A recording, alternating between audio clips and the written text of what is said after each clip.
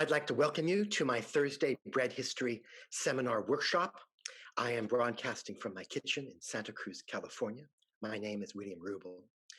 You can find my book, Bread, A Global History, at Amazon, Barnes & Noble, and other online sources, possibly also at your public library. I'm writing a larger bread history, and really this work in the seminar series is feeding into this new work that I'm writing. So thank you very much for watching. You can go to my Facebook group, Bread History in Practice, join the group. That's where you will get notifications of the live seminars, and also you will see what people are posting who have attended the seminar. If you want to make breads that are mentioned, then go to my website, williamrubel.com. I don't have all of the recipes from each of these seminars posted, but increasingly I do. So you should look there first in the category seminar.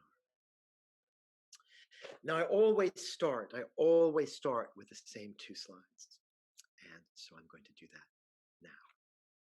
Bread is an invention, like a chair, a car, a shoe, or a necklace. And this is really important when we think about bread in the classical world and their cosmology, because, birds can eat seeds. Other animals can eat seeds, the rats, the sparrows. But only humans have bread. And in the Greek mythology, cosmology, bread is what makes us human. And as I'll show you, the gods were defined as the people who didn't eat bread.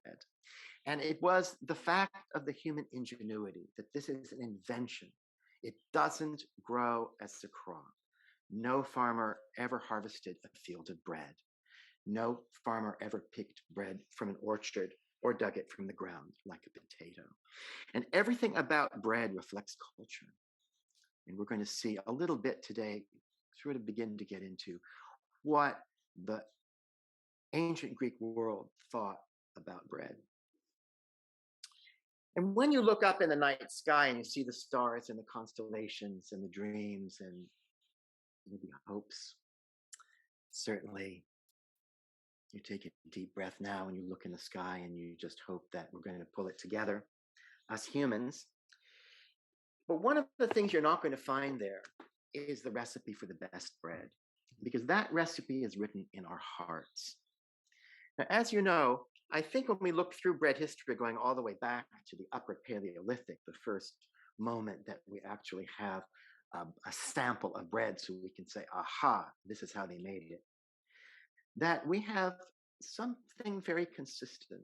We do seem to all like wheat, or favor wheat more than the other bread grains, and favor white flour over other flours. And we're going to see that written very, very heavily in the world of ancient Greece. Such was the size, O master, of the nastus, a large white loaf. It was so deep, its top rose like a tower quite above its basket. Its smell, when the top was lifted up, rose up, a fragrance not unmixed with honey, most grateful to our nostrils, still being hot. And there it is. That's 370 BCE. I'm sure it could have been 3000 BCE. Because what controls the production of bread is cloth. And the cloth technology, even in the Upper Paleolithic, which we know from archaeology, so this is fact, not surmise, was capable of making white bread. So in this area, of course, there wasn't a Greece. Okay, but in what became the Greek, what we identify as the Greek cultural area, began really, really early. Crete actually, I think, earliest, but 9 to 8,500 before present. That is just the beginning of pottery in the West. Remember, in Asia, they had pottery before agriculture.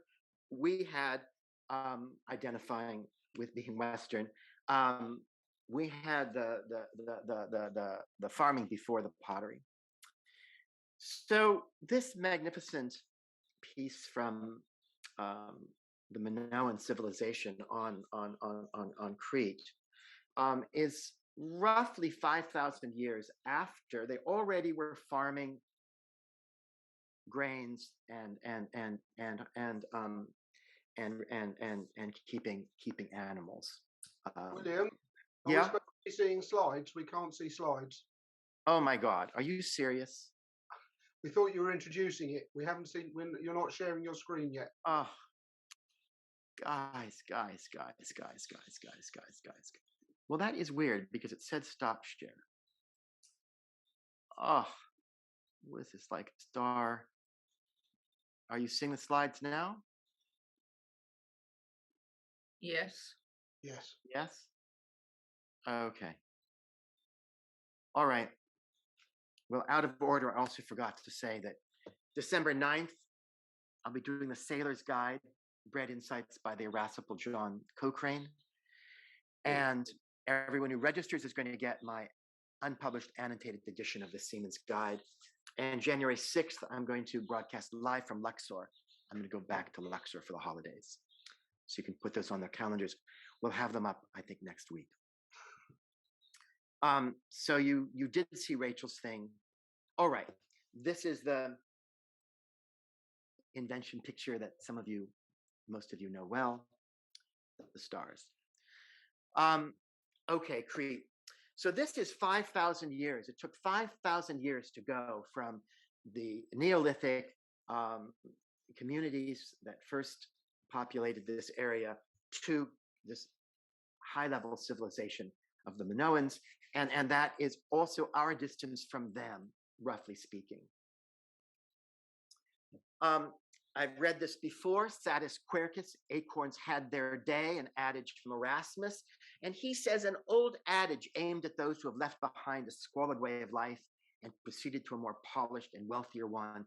It comes from the fact that early men, rough and wild as they were, abandoned the habit of living on acorns as soon as Ceres showed them the use of grain.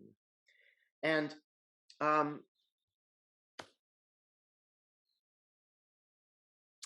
this was their idea. It's a farmer's idea. You go to a forest, what can you see? Oak trees. The only thing you can imagine eating lots of. And they imagined that before the oaks, that there wasn't civilization. So they're making this before, after, the same as the Garden of Eden myth. The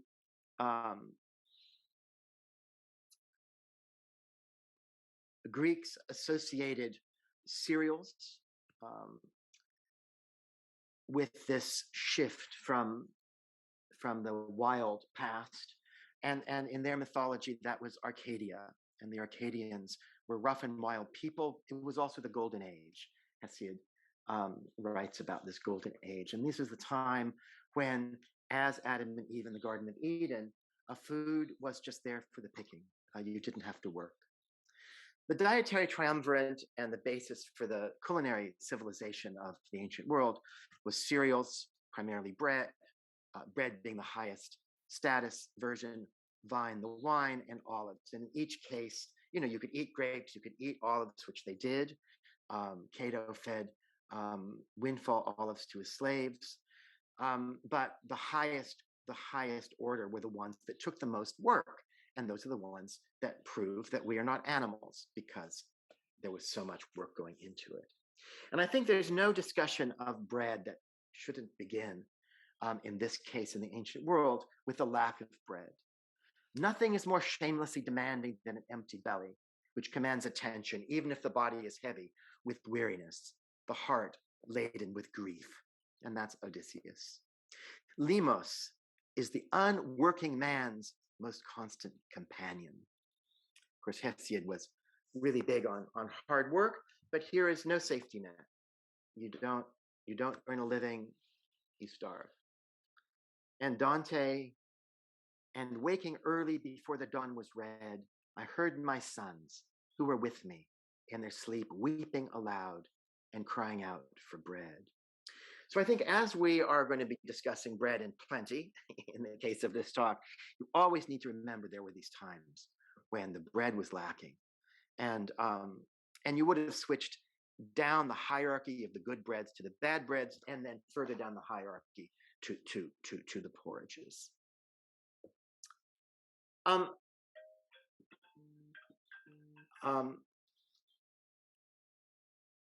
From Homer, the Cyclops. There a monstrous man spent his nights, who shepherded his flocks alone and afar, and did not mingle with others, but lived apart, obedient to no law. For he was created a monstrous marvel, and was not like a man that lives by bread, but like a wooden peak of lofty mountains, which stands out to view alone, apart from the rest. So bread is what makes us human. And I do wonder whether the porridge eaters, and maybe Rachel, you have a thought about this, were the porridge eaters somehow in some nuance less human for not being bread eaters? Any thoughts on that, Rachel? Okay, I guess not. So this is classical Athens, the Parthenon, everybody's image of this magnificent, incredible, unbelievable civilization, a place of philosophers, of artists, of architects, of just perfection of thought and perfection of form, such that we still use these columns that you see here on our own buildings to mark them as being special. But if you listen to Mary Beard, this fabulous classicist, lots of YouTube videos for those of you who haven't listened to her, she says she wouldn't want to live there. She'd want a one-way ticket out, because it wasn't a dream place, really. It was not a paradise for all of the people who lived there. And I think bread is a really good way into investigating or thinking about what the culture and life of ancient Greece really was like. What is a slave? Aristotle asks. Katemati epskouchon. Anyone here can pronounce that better? Speak up. So this translates and says, so he says, property generally is a collection of tools, and the slave is a live article of property. Other people translate it as it's a tool that breathes. Now, it's difficult to estimate the number of slaves. They didn't have census, but the consensus seems to be that the average free household in Athens would have 4 to 5 slaves per household. And there were large numbers of slaves working mines, 10,000, 20,000. I think there's one mine that even had 30,000 people. So there is a huge slave population. And some of you will have heard my talk on prison and slave breads.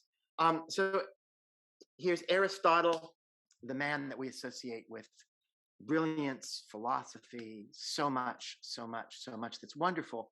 But he was not only a slave owner, not only did he enslave people, but he thought this was natural, that there is a slave, and it is in the nature of a slave to be a slave. I'm not going to go into that today. Because what I'm going to look at is, think about, is how white bread and breads for slaves were a full, complete production system. Everybody seeing the slide now? Yes. Okay. This bust on the left is often attributed to be, or said to be, the bust of Cato, but it isn't. It's been de-Catoified. But there he is. And Cato fed his chain gang. And of course, he wrote this brilliant book on farming, the Agricultura. He fed his chain gang, guys. For the chain gang, 4 pounds of bread in the winter. When they begin to dig the vineyard, 5 pounds until there begin to be figs, then revert to 4 pounds. They also got windfall olives and a wine that is, that's why I quote Mark's wine. It was must. So the pressings after the juice had been pressed out, must, some very strong vinegar, water plus salt water, and that was the wine. So this is how he fed his slaves. So you need to ask yourself. I mean, you don't need to ask yourself. I mean, what was the quality of that bread? What was the quality of that bread? So my current idea is that the bread of slavery was both allegorical and, of course, it was real. From Aeschylus, Agamemnon, get down from the car and do not be too proud, for even Acmen's son, men say, once endured to be sold and eat the bread of slavery. And historically, the bread of slavery is the bran bread, the impure bread. The idea of the pure and the impure, that the outside of the bread of the grain is awful, is waste, is found in Hippocrates and in Galen. It's an ancient idea. This is this amazing. I don't know how many of you saw this. This was in the London Guardian the other day.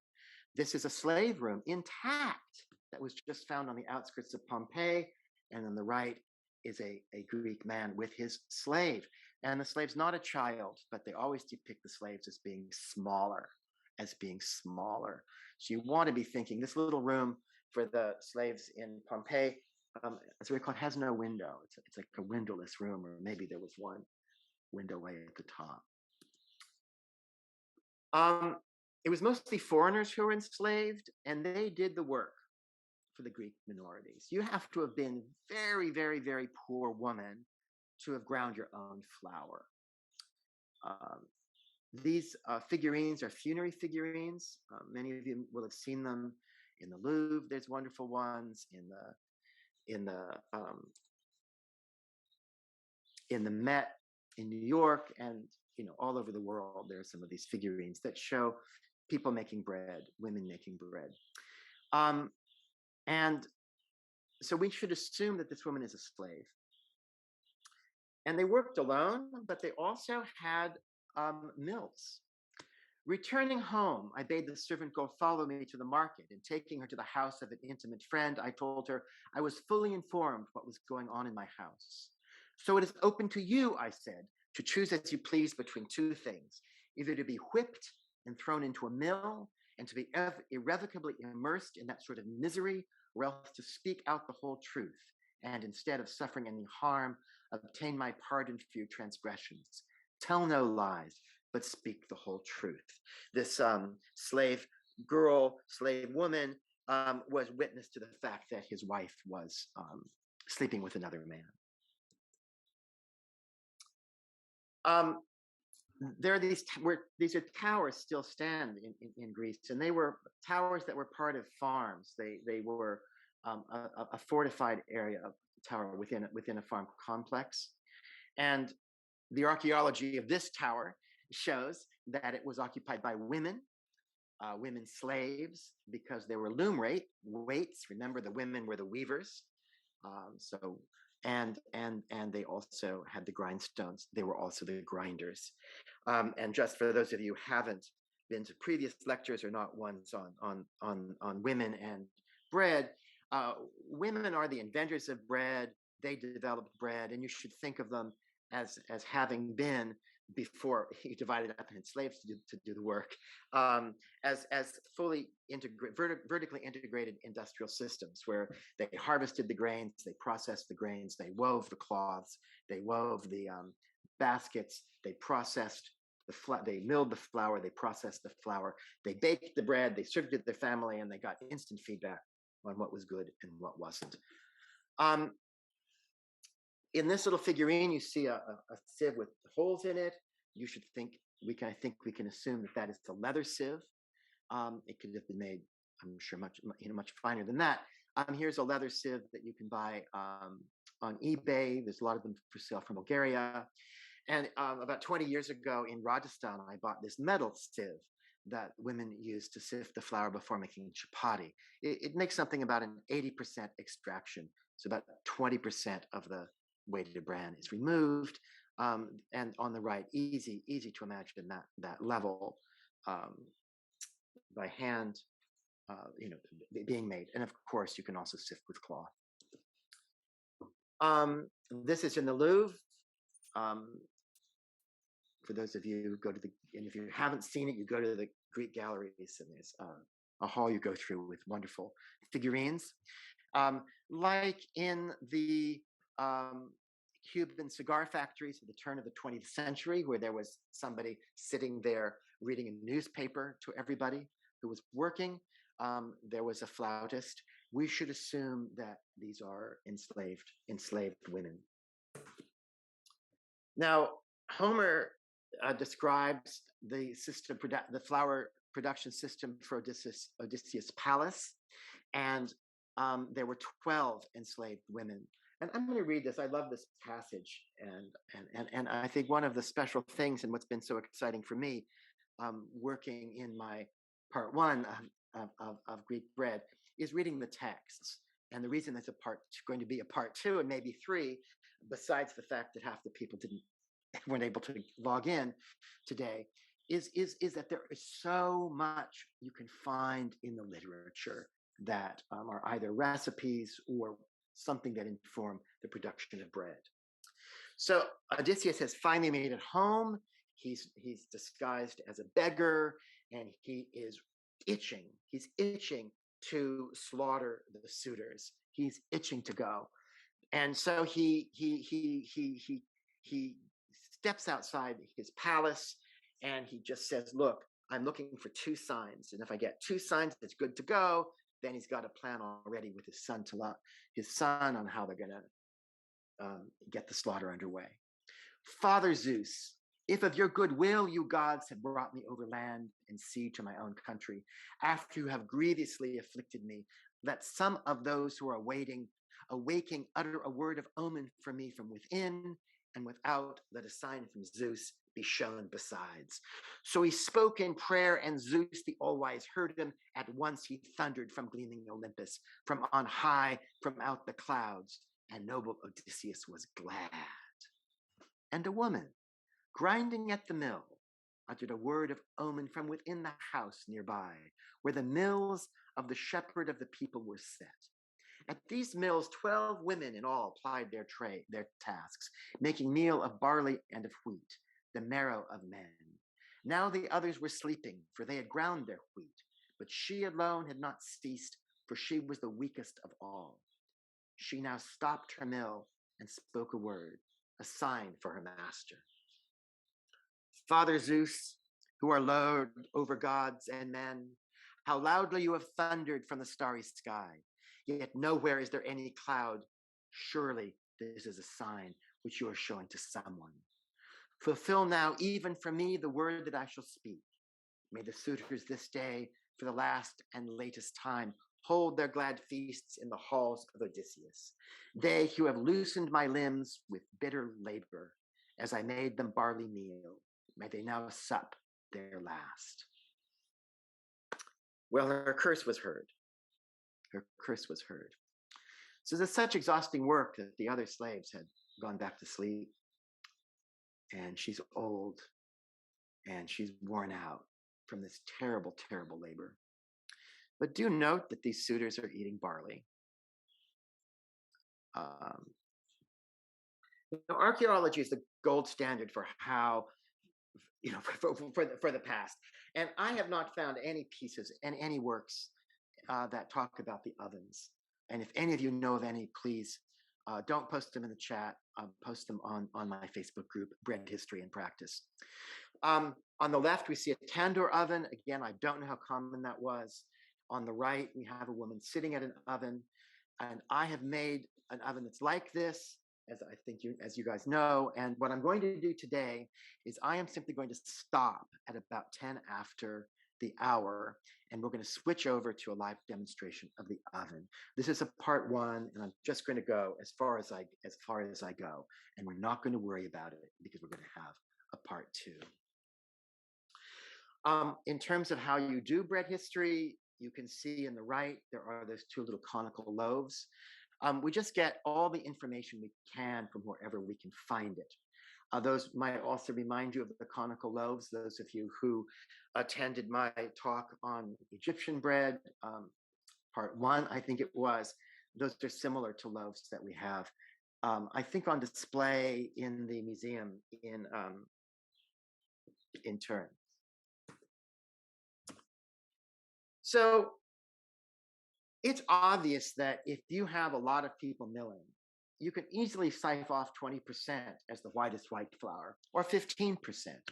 And here is a quote. This is from Socrates. I don't want to be beating a dead horse, but I do want to be beating a dead horse. So Socrates says, do you not know that from one of these occupations, the milling of barley, Nasicudes feeds not only himself and his household, but also many pigs and cattle in addition to these, and makes such a surplus of cash that he has often financed many public activities. And similarly, Kirobos supports his whole household and lives lavishly from bread making. And Demeus of the deme of Kilotis does the same from the cloak making, and Menon for making women's frocks, and most of the people of Megara for making tunics. Did you know that? And his friend responds, yes, by Zeus, for these men own slaves, having bought them and forced them to make what is convenient.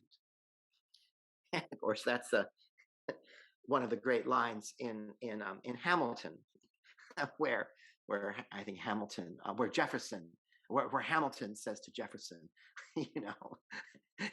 you don't make anything. You didn't plant that cotton.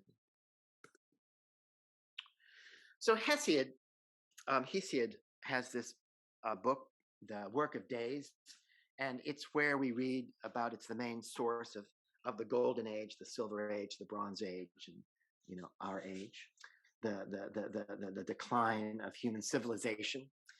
And he is writing this poem, the Work of Days, for his brother, who's a ne'er-do-well, telling him how you've got to work hard and how you do things.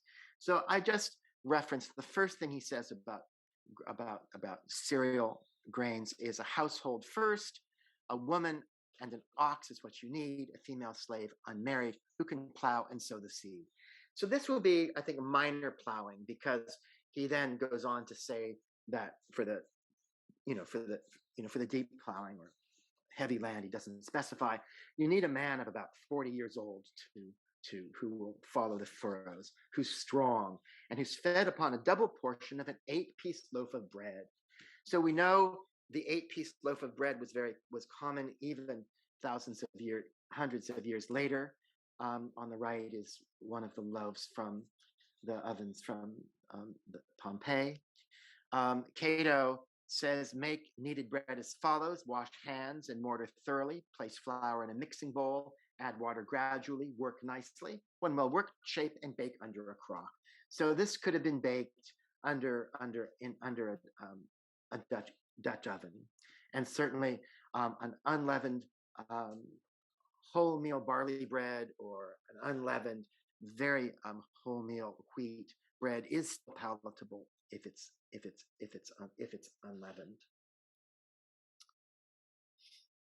Now, Hippocrates, and it was a long time ago, 400 BCE, so definitely in our period of classic Greece, and then Galen, who's much later, is 130 of our present era, was when he was born, are both very clear about what makes the best bread and what makes the worst bread.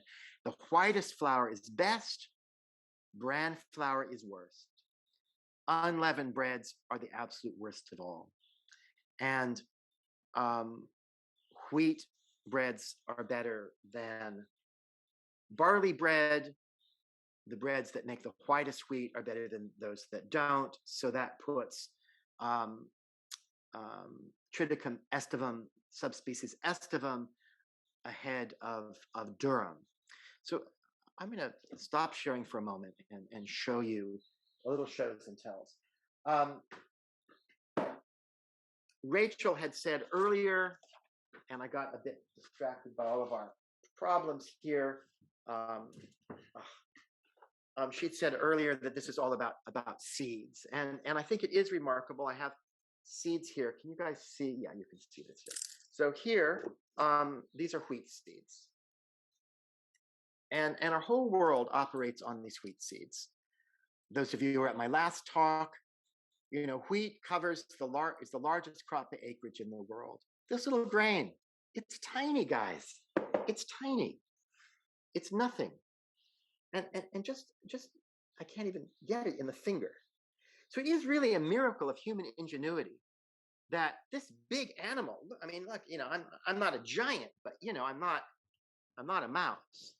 And our world civilization, even today, gets a third of its calories from this tiny little seed. And then this is the barley seed. So the barley, these two seeds. When it comes to wheat, there is the Triticum estivum subspecies estivum, the bread wheat that we are most familiar with, that makes that nice white powdery powder. And that was the grain that was most esteemed. That was the flour that was most esteemed. But they also had emmer in its free threshing form, especially, which is we think of it as pasta wheat, and that's how you buy it. And here it's granular. I don't know, but you guys can see that it's coming down here. Those of you who haven't ever handled it, it's very free flowing. It's not fluffy. And if you can buy some, and I recommend you do, this is a very fine semolina.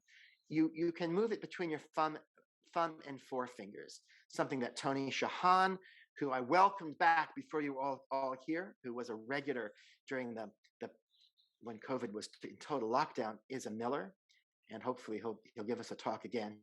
He runs an 18th century mill in Philadelphia, so it's worth feeling that. It's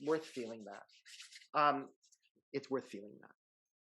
So I think we need to think of this sort of shape as we get into recipe, which we are going to do, is to keep in mind that in the full production system, if you can sift off the white flour for the citizens, for the elite, and leave the rest for the slaves, everything is used, 100% of the grain.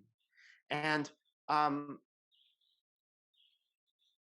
in their conception of what was important, the white flour is best. This is just a little excerpt. I don't want to read too much from Galen. It's a wonderful book, though. Okay, see you, Stills. The loaves that are the opposite of these are extremely pure, and he's been talking about some bran breads. Bringing the greatest weight to the smallest. Oh, no, he's talking about the grains. Sorry, the greatest weight to the smallest bulk. So he's talking also about a really high quality wheat. And then he goes into describing this really interesting thing, because last session Malcolm Fick read to us from a copy of Malcolm, help me. What's wrong? With Moffat's. Thomas Moffat's health manual. Malcolm had just purchased a copy of it, and he likes to always make us feel jealous. And I recognized it as really being from Galen. So while this period is very, very, very in the distant past, the early modern writers were reading Galen, and his ideas about bread, which also goes back to Hippocrates, because he just absorbed that system, came down to us. And what he's saying here is that a dough made with white flour is very extensible. He says that indeed, you'll also observe that their dough is quite tenacious, since when it's drawn out to the greatest extent, it's not torn apart. So it's like pizza dough. You can stretch it, it doesn't break. And so he says these kinds of breads naturally need more leaven. And that's absolutely true. And this is exactly also, again, what Malcolm read from Moffat last time. Because if you were to make flour and water into a brick and bake it in your oven, you're going to get a brick. If you drop it on your foot, you can break your toe for real. So to not be a brick, it has to be leavened. And that is what, come here, here's a bread. And that is what is going on right here. I'm going to stop share so I'm sure that I can see what I'm doing here. So here is a white loaf that is fully leavened. And clearly you need a lot of leaven, or else this thing gets to be pretty unpalatable. It doesn't have to be this big of a hole, but at least like a sandwich bread. If you don't do that, the bread is not easy to eat. So we're going to share the screen again. And we're going to get back here. Okay. Are we seeing the screen again?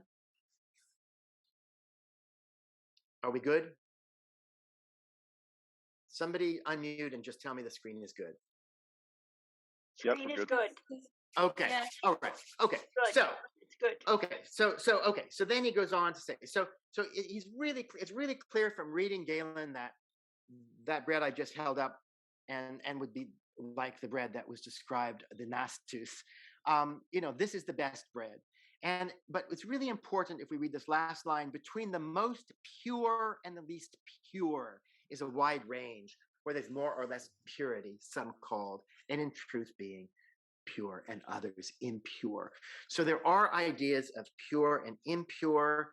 I haven't checked the Greek against this English translation, which I when I'm writing, but we have a Mary Douglas thing here, pure and impure. So the pure people, the purest people, the richest people, those of us who own slaves, you see, we always think of it that way. We're going to end up on top. We got the pure bread. Those of us who were the slaves, we got the impure. When we in the literature, there's talk about cakes and bread, and usually it's really simple. If it's from wheat, then it's bread. So from wheat, after steeping it, winnowing it, grinding and sifting, kneading, baking, they produced bread, and from barley they produced cake, and that's Hippocrates. I am off to the coppice, I reckon, at Amyclae in Apollo's temple. There are many barley cakes and loaves of bread and a very tasty broth. So there was a dichotomy there between breads and cakes, which we need to be clear when we're getting into the recipes. Now, this is Pliny's breakdown of flour, of three of the basic flour grades in Rome. And we're going to find, for this talk, I didn't want to match up the words. And I also think it's not all that important because we don't have recipe detail at this level. But there were two kinds of grains that he writes about, two sets of words. One for siligo, which is probably Triticum aestivum subspecies aestivum, the common bread wheat, and probably in the form of white wheat. I held up red wheat. And those of you who were at the Manchit talk and some of the other talks, you know that white wheat, which is still a category of wheat, is a cultivar. It's not a different species. It's not a subspecies. But some of the bread wheat, Triticum aestivum subspecies aestivum, has a sort of a beige pericarp, and the other one a darker reddish one. And especially when you're doing this hand grinding and sifting, you're going to get a whiter white flour if the pericarp is lighter. And on the right, the triticum is interpreted as probably the free threshing form of emmer. So that would be pasta wheat. And just remember, always, before, whenever people were making their own flour, there was always a continuum from white to whole grain. The bread excavated from the Natufian site in Syria, 14,400-year-old dated carbonized bread, was over 50% in this realm of floss, of the best flour. Smaller than 300 microns. It was like white flour. That's 14,400 years ago. So here are the fundamental hierarchies as we begin to move into loaves.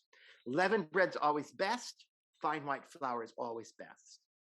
Free threshing bread wheat for tall leavened breads.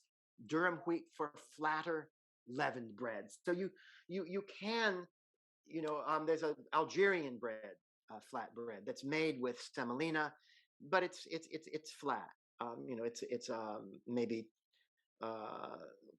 2 inches, 4 centimeters, 3-4 centimeters thick, 2.5, 3 inches thick. Yeah. And then unleavened flatbreads of wheat will be down the hierarchy, and presumably the estivum is over the durum. And then lastly, we get into barley for cakes. So there also were barley breads. You can sift the flour to get a white flour for barley.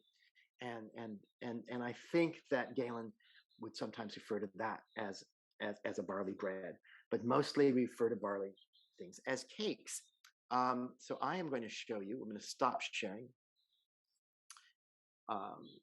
for a second. So I made some barley cakes. And where's my main barley cake? What just happened to it? All right.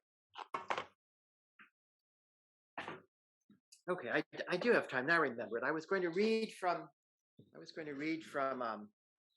Rachel's book, and she refers to this bread. It's called maza, and this is a barley cake. This is made with whole grain. I just ground the barley up and made it.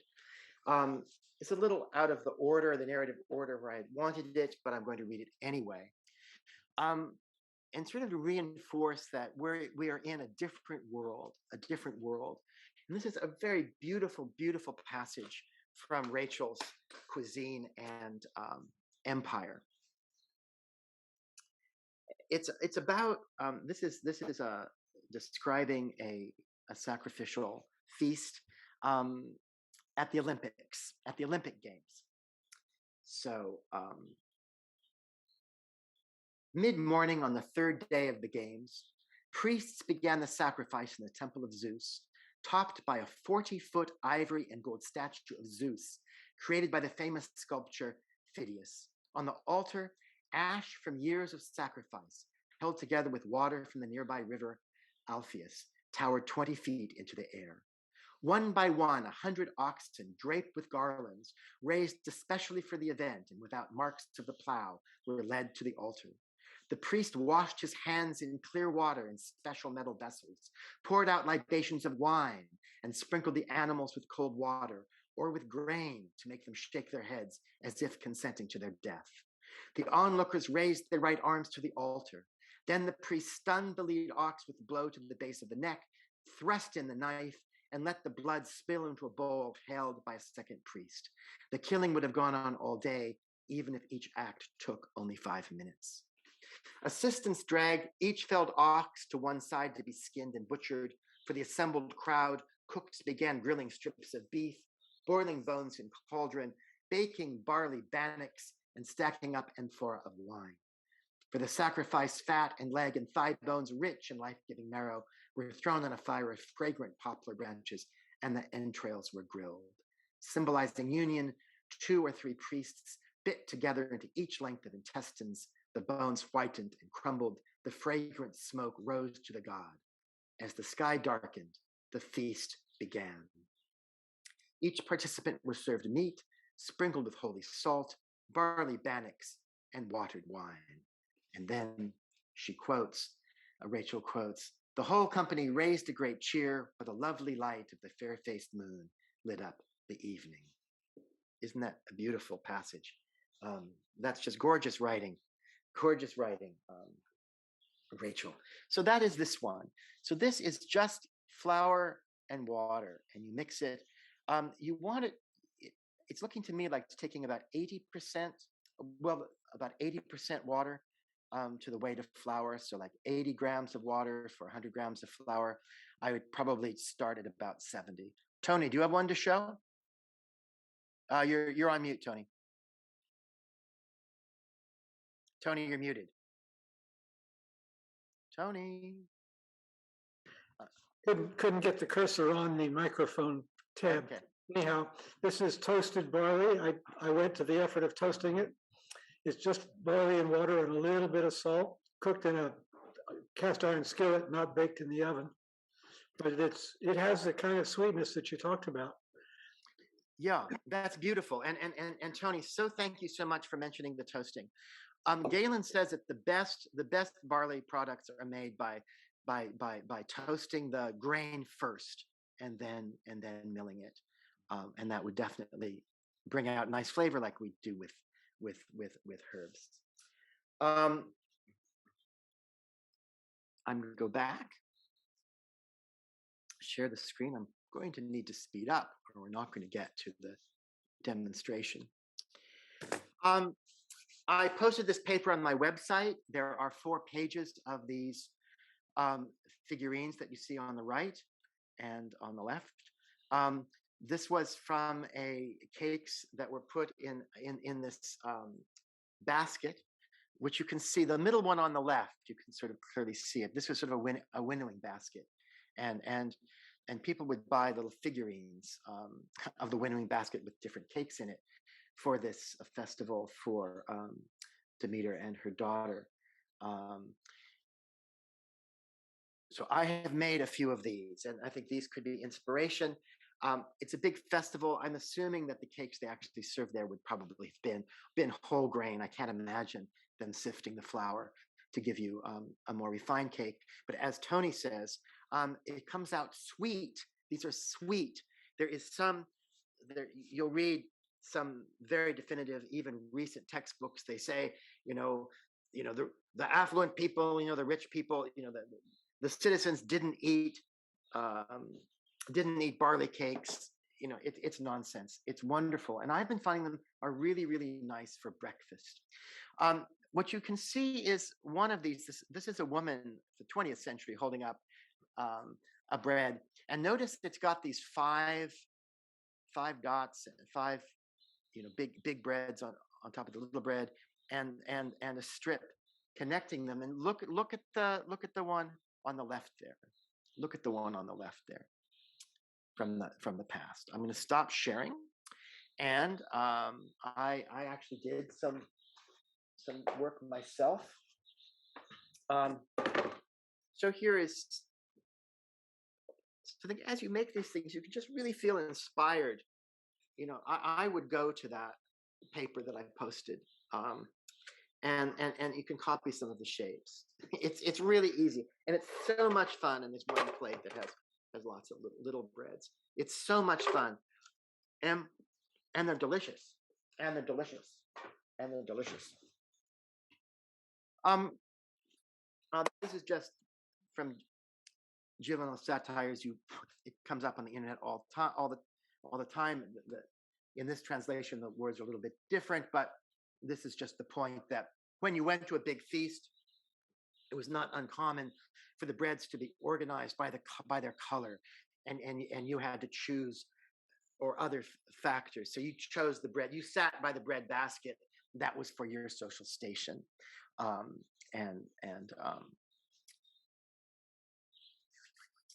Now, there's information everywhere.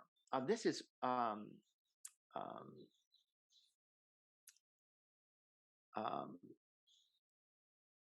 Galen. I don't think we need this. Well, maybe so. Just to be clear, this is where he says the best barley meal comes from young barley combs that have been moderately parched. But I'm just going to read this first sentence here of the second paragraph. So it is clear to anyone who has thought about these things that barley cake is as inferior to barley bread in nourishing the body as the latter is to wheaten bread. So, I always start this talk with looking up in the stars that the best bread is written in the heart. Well, this is an example. This is a massively influential writer. He is followed for a good 1,500 years. And I think many of our folk ideas about health and medicine and good food and bad food are still coming from Galen. There was a hierarchy, and as we move into the bread, when we think about who am I making the bread for, and how does it fit inside this hierarchy? So there's this great book by Athenaeus, and it is a book in English called The Banqueting. People are sitting around talking, bullshitting, and it's fortunate that he wrote this because he quotes from millions of authors, lots and lots of authors whose works have been totally lost. There's many writers, we only really know it from this text. And he goes on for like 30 pages, about 15 pages, sorry, in like the Loeb edition. 30 pages in the Loeb edition, including the facing page in Greek, talking about bread. So here's somebody, and most of it are sort of factoids, useless names of breads you can never work out. But he does say there's a bread molded to be a boletus bread. So on the left is part of this amazing haul of boletus edulis porcini that I was fortunate to come across and harvest a few weeks ago up in Mendocino. And I used a flower pot. I don't have it right yet, but this is something that some of you I mentioned in my recipe list. If you've got a flower pot, or if you're a potter, you might work out how to make a mold that's going to make a bread that looks more like the actual porcini. Here is a little story, and it's the Battle of the Frogs and Mice. It's called Homeric Apocrypha, and here's just this little passage in red for you. So the mouse is saying that whoever he's talking to, for you get your living in the water, but as for me, I'm used to eating such foods as men have. The loaf kneaded 3 times does not forget me in its neat round basket, nor the thinly wrapped flat cake full of sesame and cheese. So this is probably the only reference we've got to a flat cake, sesame and cheese. It's a cake, it's barley, and it's wrapped. What's it wrapped in? So certainly for the part 2, I'm going to prepare long in advance, and I want us together, mostly just to be making breads. The loaf kneaded 3 times. Is Jeff? Are you here? If Jeff isn't here, we know there's problems. Okay. By the way, his talk, he had a Zoom talk the other day on Sunday on the breads of the trapping trade in Canada, and it was really brilliant. And Midwestern, what's now the United States, really brilliant. So the loaf kneaded 3 times. What does it mean? There's all kinds of obscure sources. Here is a vase where there is a basket of phallic-shaped breads. There were also festivals. For a festival, there were also festivals with breads with the female form, which is basically a dinner roll we get, with a slash down the middle, a barley grain. Athenaeus talks about a bread that was made from the new crop grain. And this is from Ovid. The king, Onius, it said, when plenty blessed the year, to Ceres gave the first fruits of the corn, to Leus poured his wine to golden-haired Minerva, her oil from her holy tree, the prized oblations given first to gods of farm and field, reached all the gods of heaven. So I suspect that there is something special about the new crop. It also will be more hydrated than the bread, than the grain once it's dried down. But I think if you have access to new crop grain, you can think of it as something special, and you might give some grains to the gods. Okay, this one, it's brilliant. I gave you the recipe. The 180 shouldn't be there. That's just a line number. So this is 1 part cheese. Look, this is from Cato. Made as follows: 2 pounds cheese well crushed in a mixing bowl. When it's well crushed, add in a libra of bread wheat flour, or if you want it to be lighter, just half a libra of durum wheat to be mixed well with the cheese. Add 1 egg, mix it well together, make a loaf of this with bay leaves under it. It cooks slowly in a hot fire under a crock. So, what a brilliant idea. I had forgotten the bay leaf. I've got a bay tree here. So look, it's 1 part cheese, half a part flour. I've been using barley flour. I did not do the test that's 1 part cheese and 1/4 part durum. So let me do that right now. Did any of you make this? Any hands raised? Anyone do it? Pamela did. Good. So here's a bread that I made in this oven. I'm going to demonstrate that Greek style oven. So look, guys, who's got a mortar around? Get your mortar and get out your scale. I'm not quite as organized as Jeff always is. Like open the feta cheese thing first.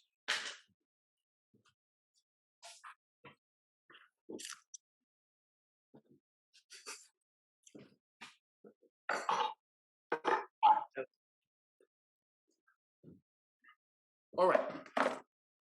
So here I've got the block of feta. I'm just going to break off a piece.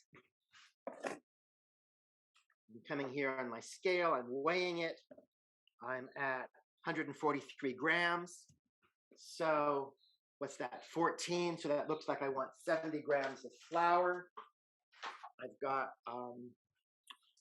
well, I'm just going to make it with, what have I got lying around here? Where's the barley flour? Well, I'm going to make it with the durum flour. So I'm going to put in 70 grams here. I've got to weigh it out.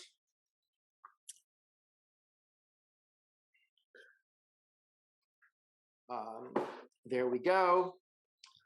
And now first, you just pound up your cheese. Now I made it, at first I made them thick, and then once I made it thin, not as thin as Tony had shown, and it dried to be this incredible cheese cracker. I mean, we're talking, you know, something really, really good.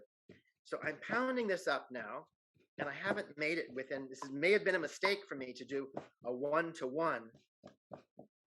After all, he did say to use half as much of the durum than I did.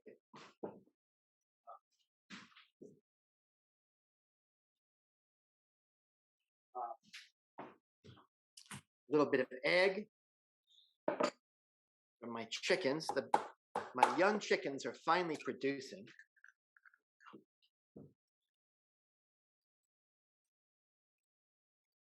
But at first, they were eating their eggs. It was extremely annoying.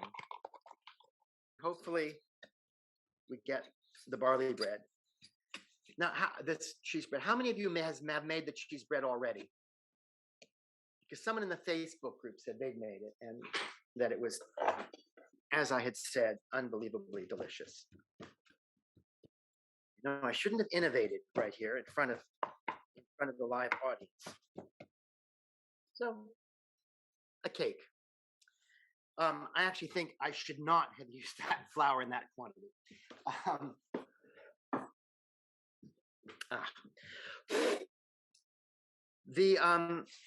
When it came to the 8-sided cake, I mean, these are some of my tests for the Pompeii bread I'm still working on. But this would easily have been made, you know, in a Dutch oven, just mixing up the flour and water. And I will say one hint is that the actual loaves that we have, they always have a dot in the middle, always the dot in the middle. So punch the middle, and then you can work in making your quarter marks. How are you? All right. Yes, thank you. Okay. Well, that was actually the end of where I wanted to be when it came to the slides, because now I wanted to actually show you how that oven worked.